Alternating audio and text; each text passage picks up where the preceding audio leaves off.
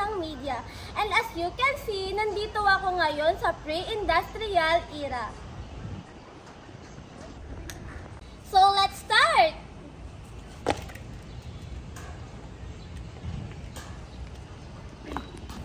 Ito si Rosa, nabubuhay siya noong unang panahon.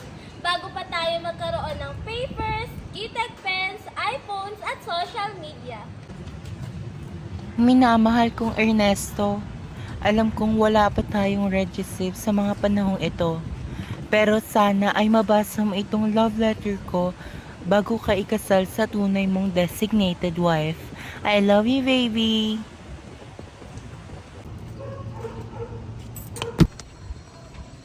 Sulat, libro at kwento, yan ang media noon. No electricity, pero may spark pa rin. Still used today? Aba, syempre naman. Ang hirap noon, no? Kailangan pa sumulat sa bato at sa dahon para lang makapag-deliver ng message.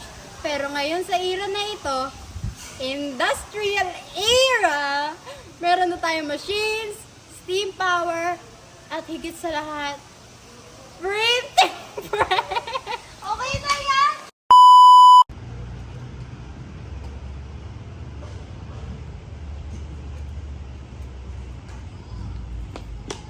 Ano ba yun Nandiyan na ako? po yung announcement ng PBB. Ala, wait lang, hindi ko po makikita.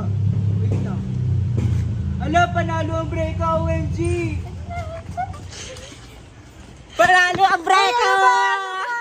Cameraman na kami! Panalo ang breka! Electronics era, ang era kung saan may electronics na, like TV, radio, upang makapaghatid sa atin ng information, drama, at chika. Still used today? Syempre naman. PJ, ang tagal. Napasok pa kayo? Ang tagal-tagal eh. Grabe na yung ulan dun sa Kaya labas. ang lakas-lakas na nga ng ulan eh. Kakainis. Uy, na may balita oh. Breaking news!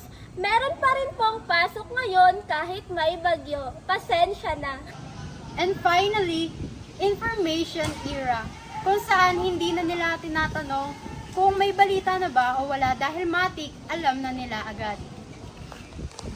Johnny, have you seen this? Ay, ayan, oo.